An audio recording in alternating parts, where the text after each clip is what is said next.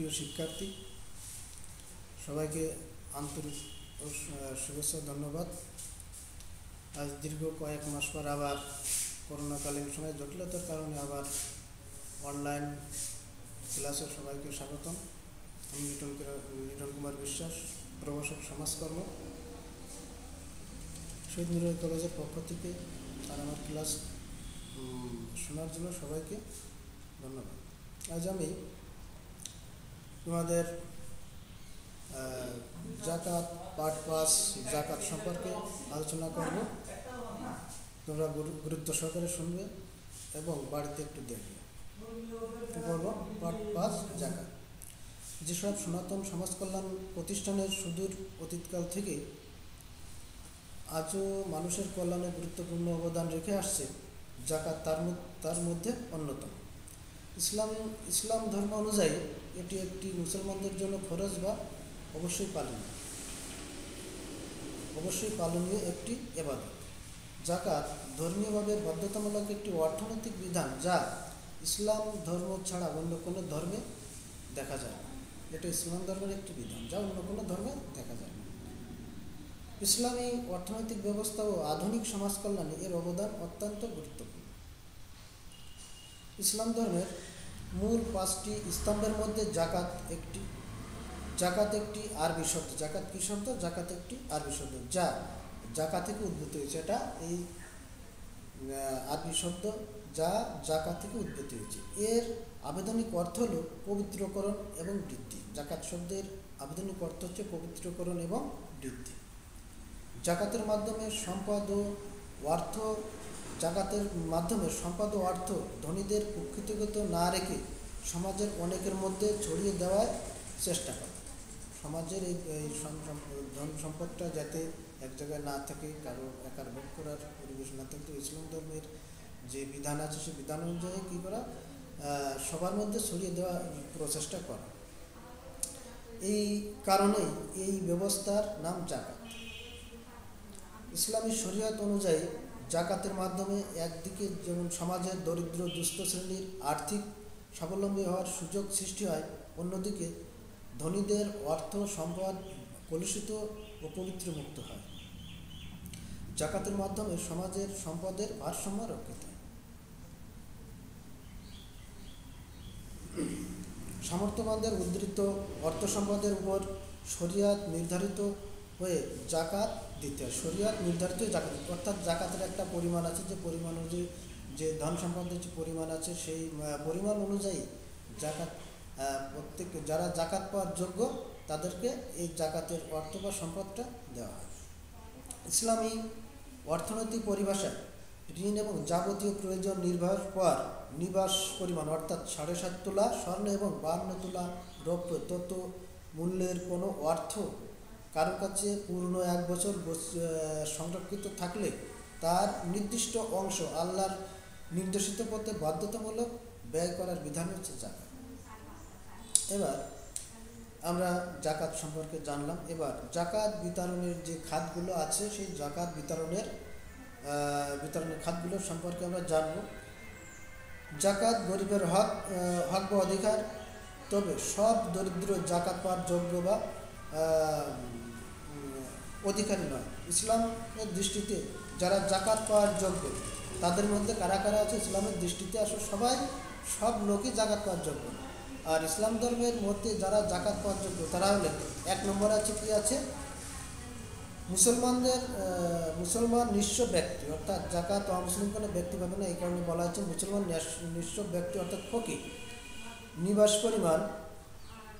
নিবাস পরিমাণ সম্পদহীন দরিদ্র বা মিসকিন, এটাকে মিসকিন বলা হয়।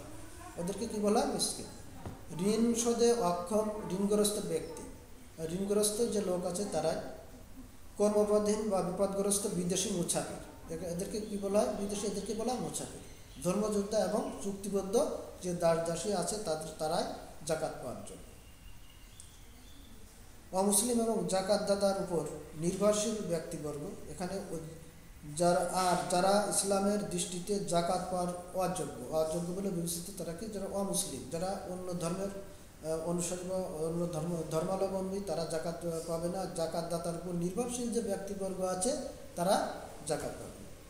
এছাড়া স্বামী স্ত্রীকে, তাদের কারা জাকাত দেবে না? স্বামী স্ত্রীকে অথবা স্ত্রী স্বামীকে জাকাত দিতে পারবে না। তার পাশাপাশি নিজের প্রতিষ্ঠান বা জনতিকার কাজেও জাকাতের অর্থ ব্যয় করা যাবে। যেমন মসজিদ নির্মাণে, রাস্তাঘাট তৈরিতে, হাসপাতাল নির্মাণ,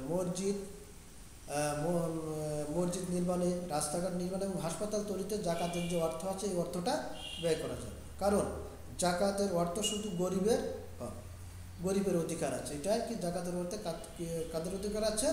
গরিবের অধিকার আছে। তাই এই অর্থ কোনো প্রতিষ্ঠান স্থাপন বা নাগরিকের সেবামূলক কাজে ব্যয় করা যাবে না। তবে এতিমখানা অথবা অনুরূপ কোনো সেবামূলক প্রতিষ্ঠানে জাকাতের অর্থ ব্যয় করা যাবে। আবার এখানে আমরা জাকাত বিতরণের যে খাতগুলো আছে, জাকাত সম্পর্কে জানলাম, জাকাত বিতরণের খাত সম্পর্কে জানলাম। এবার আমরা কী সম্পর্কে জানবো? জাকাত আদায়ের যে খাতগুলো আছে সেই সম্পর্কে মোটামুটি জানব। এখানে প্রথম প্রশ্ন আসতে পারে, জাকাত